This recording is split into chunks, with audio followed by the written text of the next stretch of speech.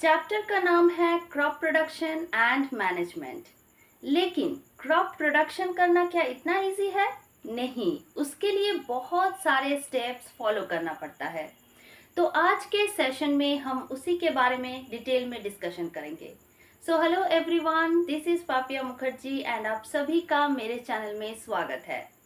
तो चलिए एक क्विक रिवाइज कर लेते हैं प्रीवियस सेशन की। प्रीवियस सेशन में हमने डिस्कस की थी what is crop. When plants of same kind are cultivated at one place on a large scale, that is called crop.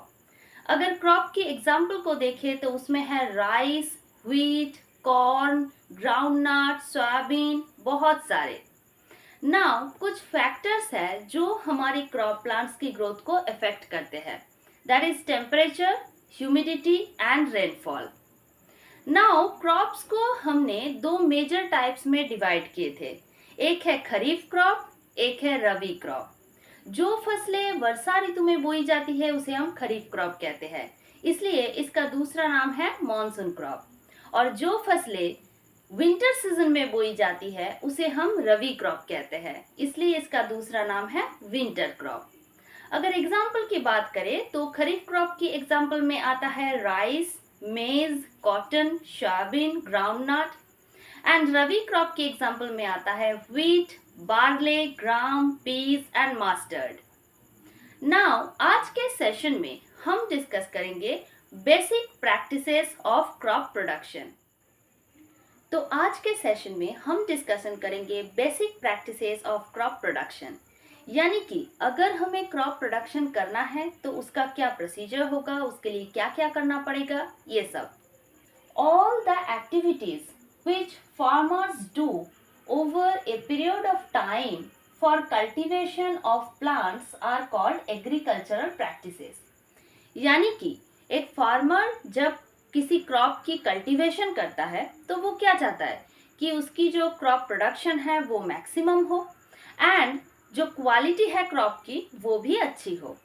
तो उसके लिए फार्मर को क्या करना पड़ेगा? बहुत सारे स्टेप्स करना पड़ेगा, बहुत सारे एक्टिविटीज करना पड़ेगा। और इन्हीं एक्टिविटीज को हम एक साथ एग्रीकल्चरल प्रैक्टिसेस कहते हैं। तो एग्रीकल्चरल प्रैक्टिसेस क्या है? All the activities which farmers do over a period of time for the cultivation of plants are called agricultural practices। तो चलिए देखते हैं कि एग्रीकल्चरल प्रैक्टिसेस में क्या क्या स्टेप्स है। एग्रीकल्चरल प्रैक्टिसेस में 7 स्टेप्स है।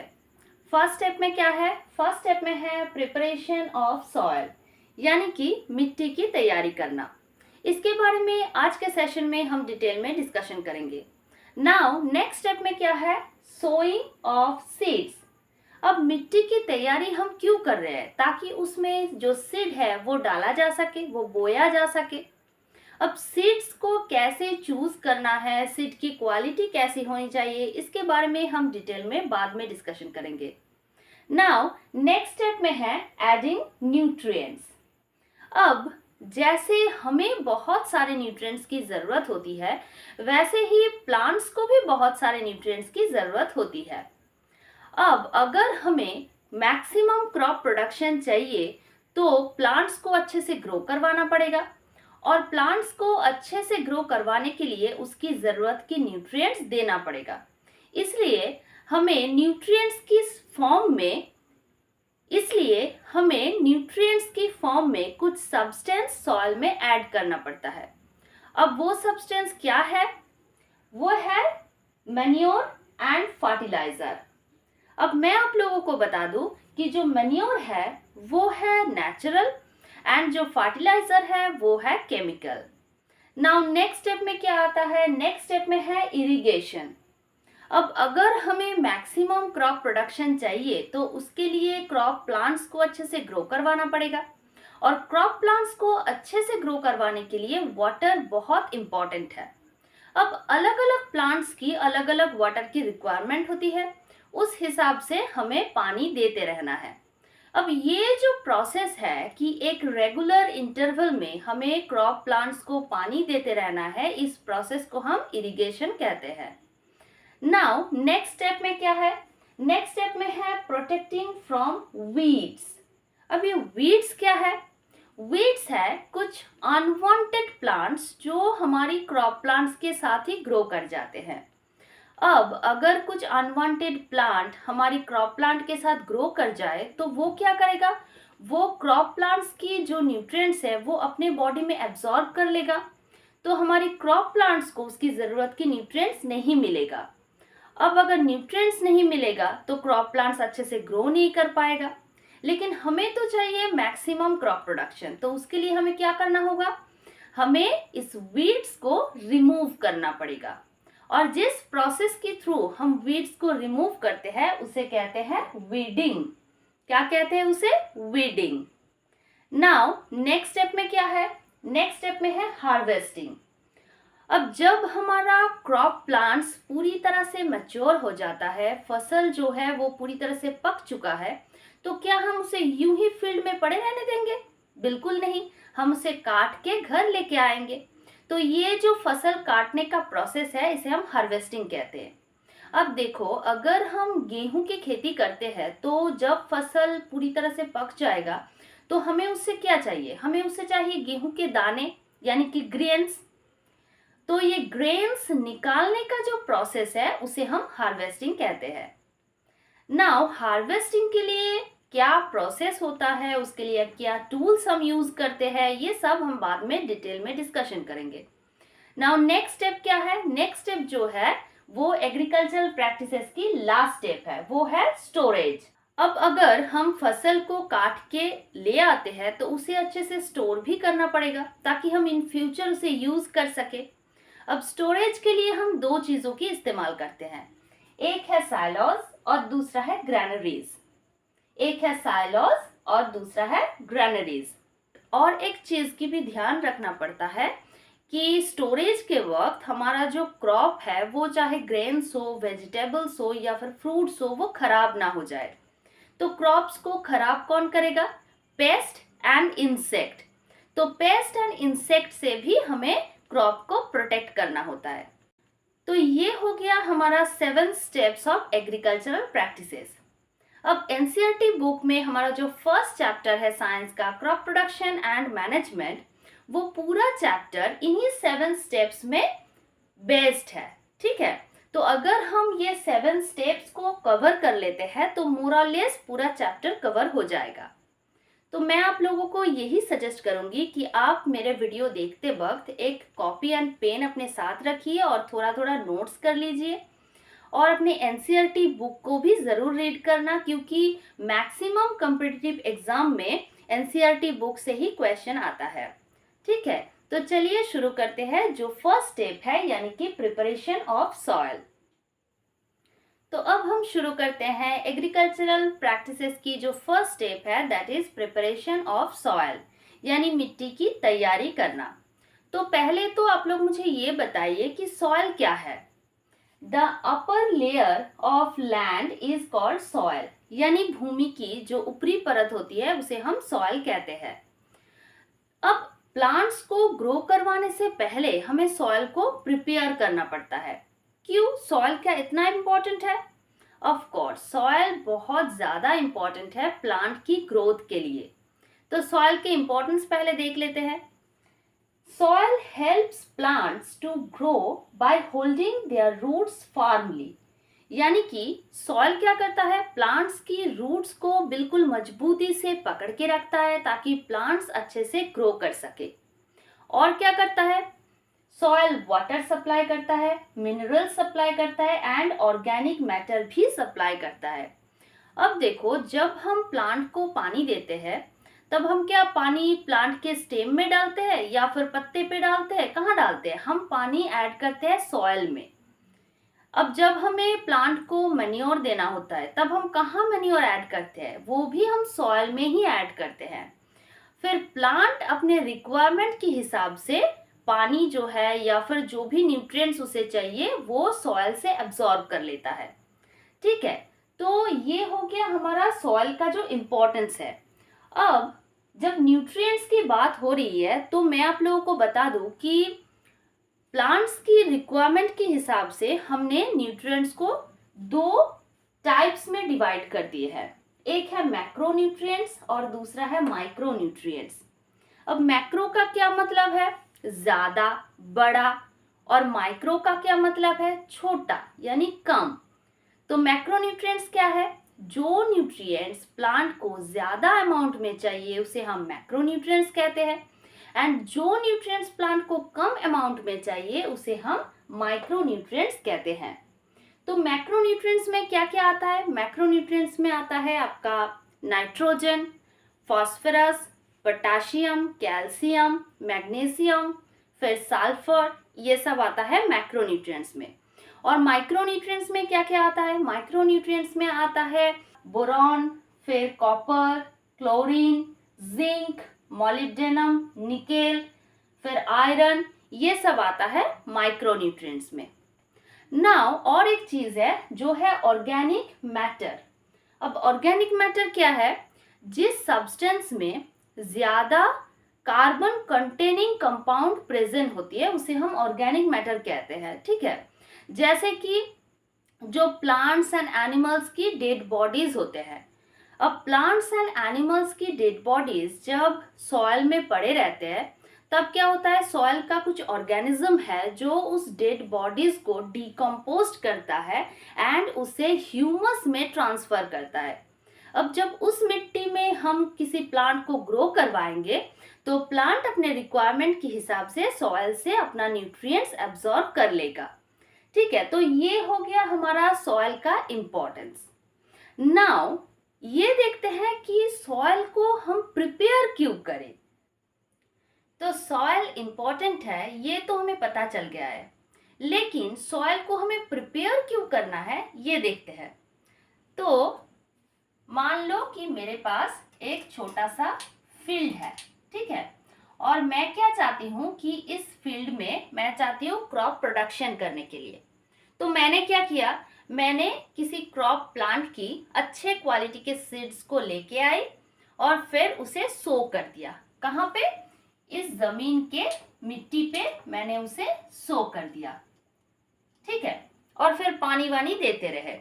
अब कुछ दिनों के बाद मैंने क्या देखा कि ये जो मेरा क्रॉप प्लांट्स है वो अच्छे से ग्रो कर रहा है। उसकी ज़रूरत की जो भी न्यूट्रिएंट्स उसे चाहिए वो सब कुछ वो सॉइल से एब्जॉर्ब कर रहा है और अच्छे से ग्रो कर रहा है, ठीक है। अब जब ये क्रॉप प्लांट्स पूरी तरह से मैच्योर हो गया तब मैंने क्या किया? मैंने हार्वेस्ट कर दी, उसकी फसलों की कटाई कर दी और घर पे लेके आ गई। अब नेक्स्ट सीजन में मैंने सोचा कि किसी दूसरे क्रॉप प्लांट की कल्टीवेशन करते हैं। उसके लिए मैंने क्या किया? मैंने उस क्रॉप प्लांट की जो अच्छे क्वालिटीज के सीड्स है वो लेके आई और फिर उसे सो कर दिया। कहाँ पे? उसी जमीन के मिट्टी पे, और फिर उसमें भी वाटर मैं देते रही। लेकिन कुछ दिनों के बाद मैंने रियलाइज किया कि ये जो क्रॉप प्लांट्स है ये अच्छे से ग्रो नहीं कर रहा है। अब क्यों नहीं कर रहा है? मिट्टी तो वही है और सीड भी मैंने अच्छे क्वालिटी के ही लेके आई थी, मैंने पानी भी डाला था। क्योंकि सॉइल में जितने भी न्यूट्रिएंट्स थे वो सारे पहले वाला जो क्रॉप प्लांट्स था वो एब्जॉर्ब कर गए। अब इस क्रॉप प्लांट्स के लिए सॉइल में न्यूट्रिएंट्स नहीं रहे। तो क्या सॉइल में अभी बिल्कुल न्यूट्रिएंट्स नहीं रहे? नहीं, सॉइल में अभी भी न्यूट्रिएंट्स है, लेकिन जो सॉइल की अपर लेयर है उसमें नहीं है, उसमें न्यूट्रिएंट की डेफिशिएंसी हो गई है। लेकिन सॉइल की जो अंदर की लेयर है उसमें अभी भी बहुत सारे न्यूट्रिएंट्स है। तो हमें क्या करना चाहिए था? हमें नेक्स्ट कल्टीवेशन करने से पहले सॉइल की खुदाई करनी चाहिए थी, राइट। उससे क्या होता? उससे सॉइल की जो अंदर की न्यूट्रिएंट रिच जो लेयर है वो ऊपर आ जाता और ऊपर की जो न्यूट्रिएंट डेफिशिएंट लेयर है वो नीचे चला जाता। इस तरीके से हम सॉइल को प्रिपेयर कर सकते हैं। तो अब देखते हैं कि सॉइल को प्रिपेयर कैसे किया जाता है। तो अब देखते हैं कि एग्रीकल्चरल प्रैक्टिसेस की जो फर्स्ट स्टेप है यानी कि प्रिपरेशन ऑफ सॉइल वो कैसे किया जाता है। पहले तो प्रिपरेशन ऑफ सॉइल किया जाता है 3 स्टेप्स में। पहला स्टेप क्या है? पहला स्टेप है प्लाउइंग और उसे हम टिलिंग भी कहते हैं। तो फर्स्ट स्टेप है प्लाउइंग और टिलिंग। तो इसमें हम क्या करते हैं, इसमें हम सॉइल को लूज करते हैं एंड टर्न करते हैं। अब टर्न करने का मतलब क्या है, ये तो मैंने आप लोगों को बता दिया कि सॉइल की जो अंदर की न्यूट्रिएंट रिच सॉइल है उसे ऊपर ले आना, और जो न्यूट्रिएंट डेफिशिएंट सॉइल की लेयर है उसे अंदर लेके जाना। ठीक है, ऐसे हम सॉइल को टर्न करते हैं। और लूज करने का क्या मतलब है, देखो सॉइल का जो स्ट्रक्चर है वो है बिल्कुल कॉम्पैक्ट, यानी कि बिल्कुल सख्त। तो उसे हम क्या करते हैं, हम उसे ब्रेक कर देते हैं। तो फिर क्या होता है, सॉइल जो है वो पूरा ढीला हो जाता है। ठीक है, तो इस तरीके से हम प्लाविंग प्रोसेस के अंदर क्या करते हैं, सॉइल को लूज करते हैं एंड टर्न करते हैं। ठीक है, तो जिस प्रोसेस के थ्रू हम सॉइल को लूज करते हैं एंड टर्न करते हैं उसे हम कहते हैं प्लाविंग और टिलिंग। अब ये हम किस टूल की मदद से करते हैं, प्लाविंग और टिलिंग किया जाता है प्लाव की मदद से। ठीक है, इसमें जो टूल यूज होता है वो है प्लाव। तो क्या होता है, इसमें सॉइल को हम लूज करते हैं यानी कि पूरा ढीला कर देते हैं, ब्रेक करके सॉइल की जो कंपैक्टेड स्ट्रक्चर है उसे ब्रेक करके सॉइल को पूरा लूज कर देते हैं, और फिर सॉइल को टर्न करते हैं यानी कि सॉइल की जो अंदर की न्यूट्रिएंट रिच लेयर है उसे ऊपर ले आते हैं, और ऊपर की जो न्यूट्रिएंट डेफिशिएंट लेयर है उसे हम नीचे ले जाते हैं। इससे क्या होता है, जब उस सॉइल में हम किसी प्लांट को ग्रो करवाते हैं तो वो अपना जरूरत का जो न्यूट्रिएंट्स है वो सॉइल से अब्सॉर्ब कर सकता है। ठीक है, हम प्लाविंग और टिलिंग ये टूल की मदद से तो करते ही हैं, फिर एक ऑर्गेनिज्म भी है जो अपने मूवमेंट के थ्रू सॉइल को नेचुरली लूज करता है और थोड़ा सा टर्न भी कर देता है। तो कौन सी है वो ऑर्गेनिज्म, वो ऑर्गेनिज्म है अर्थवर्म। कौन सी है, वो है अर्थवर्म। अगर आप लोग अर्थवर्म की मूवमेंट देखेंगे तो वो सॉइल पे कुछ इस तरीके से चलता है, ऊपर नीचे होके। ठीक है, इससे क्या होता है, जो सॉइल है वो नेचुरली थोड़ा सा लूज एंड टर्न हो जाता है। तो इससे क्या होता है, इससे जो फार्मर्स है उन्हें मदद मिल जाती है। इसलिए हम अर्थवर्म को क्या कहते हैं, फ्रेंड्स ऑफ फार्मर, यानी कि किसानों की दोस्त कहते हैं। ठीक है, तो ये हो गया हमारा फर्स्ट स्टेप जो है प्लाविंग और टिलिंग। अब नेक्स्ट स्टेप में क्या आता है, प्रिपरेशन ऑफ सॉइल की जो नेक्स्ट स्टेप है वो है लेवलिंग। अब देखो, जब हम खेत को प्लाविंग करते हैं, ठीक है, तब क्या होता है, सॉइल का जो यूनिफॉर्म डिस्ट्रीब्यूशन है वो पूरा खराब हो जाता है। मतलब कि कहीं पे ज्यादा सॉइल हो गया, कहीं पे कम हो गया, और फिर इधर उधर मिट्टी का जो बड़ा बड़ा टुकड़ा है, जिसे हम सॉइल की जो क्लम्प्स ऑफ सॉइल है, जिसे हम क्रम्स भी कहते हैं। क्या कहते हैं, हम इसे कहते हैं, जो क्लम्प्स ऑफ सॉइल है उसे हम कहते हैं क्रम्स। ठीक है, तो जो क्रम्स है उसे वो भी क्या होता है, इधर उधर पड़े रहते हैं। तो लेवलिंग प्रोसेस के थ्रू हम क्या करते हैं, जो सॉइल की यूनिफॉर्म डिस्ट्रीब्यूशन है वो भी ठीक करते हैं, और फिर जो क्लम्प्स ऑफ सॉइल इधर उधर पड़ा रहता है खेत में उसे भी हम ब्रेक कर देते हैं। ठीक है, तो ये लेवलिंग किया जाता है जिस टूल की मदद से, वो क्या है, वो है लेवलर। तो लेवलर की मदद से हम ये लेवलिंग प्रोसेस को करते हैं। तो ये हो गया हमारा प्रिपरेशन ऑफ सॉइल की सेकेंड स्टेप जो कि है लेवलिंग। आफ्टर दैट आता है मैन्योरिंग। अब मैन्योरिंग में हम क्या करते हैं, हम मैन्योरिंग में जो सॉइल है उसके साथ मैन्योर को ऐड करते हैं। ठीक है, तो ये हो गया हमारा 3 स्टेप्स जिसके थ्रू हम सॉइल को प्रिपेयर करते हैं। तो कौन कौन सी है वो स्टेप, और एक बार देख लेते हैं। फर्स्ट है हमारा प्लाविंग और टिलिंग, जो हम करते हैं प्लाव की मदद से, जिसमें हम सॉइल को लूज एंड टर्न करते हैं। फिर आता है लेवलिंग, जो हम करते हैं लेवलर की मदद से, जिसमें हम सॉइल की जो यूनिफॉर्म डिस्ट्रीब्यूशन है वो ठीक करते हैं, और जो क्लम्प्स ऑफ सॉइल है उसे हम ब्रेक कर देते हैं। और जो लास्ट स्टेप है वो है मैन्योरिंग, उसमें हम सॉइल के साथ मैन्योर ऐड करते हैं। तो ये हो गया हमारा 3 स्टेप्स जिसमें हम सॉइल को प्रिपेयर करते हैं। तो अब देखते हैं कि ये जो 3 स्टेप्स है, इन स्टेप्स की एडवांटेजेस क्या है, क्यों हम ये स्टेप्स करते हैं। अब देखते हैं जो प्लाविंग प्रोसेस है उसका एडवांटेज क्या है। तो प्लॉविंग क्या करता है, it breaks the compacted soil and improve soil structure. यानी कि प्लॉविंग प्रोसेस से क्या होता है, सॉइल का जो बिल्कुल कंपैक्टेड, जो कठिन जो स्ट्रक्चर है वो ब्रेक हो जाता है एंड जो सॉइल का स्ट्रक्चर है वो इम्प्रूव हो जाता है, यानी कि बेटर हो जाता है। फिर नेक्स्ट क्या करते हैं, loosens the soil so that air and water easily pass through. जब सॉइल लूज हो जाता है, ढीला हो जाता है, तब क्या होता है, जो एयर एंड वाटर है वो इजीली सॉइल के अंदर जा सकता है। नेक्स्ट है turn the soil to bring nutrient rich layer to the top. अब प्लॉविंग करने से क्या होता है, सॉइल टर्न हो जाता है, यानी कि सॉइल के अंदर जो न्यूट्रिएंट रिच लेयर है वो ऊपर आता है एंड ऊपर की जो न्यूट्रिएंट डेफिशिएंट लेयर है वो अंदर चला जाता है। तो इससे क्या होता है, उस सॉइल में जब हम प्लांट्स को ग्रो करवाएंगे तो वो प्लांट्स अच्छे से न्यूट्रिएंट को एब्जॉर्ब कर सकेगा। नेक्स्ट क्या होता है, helps the roots to penetrate easily within the soil. यानी कि जब सॉइल लूज हो जाता है, जब सॉइल पूरा ढीला हो जाता है, तो प्लांट्स की जो रूट्स है वो भी इजीली सॉइल के अंदर जा सकता है। And remove weeds. जब हम प्लॉविंग करते हैं तब क्या होता है, खेत में जो भी अनवांटेड जो प्लांट्स होते हैं, वीड्स, फिर हर्ब्स वगैरह, वो सब रिमूव हो जाता है। तो ये हो गया हमारा जो प्लॉविंग प्रोसेस है उसका एडवांटेज। अब देखते हैं कि जो नेक्स्ट स्टेप है यानी लेवलिंग, इसका एडवांटेज क्या है।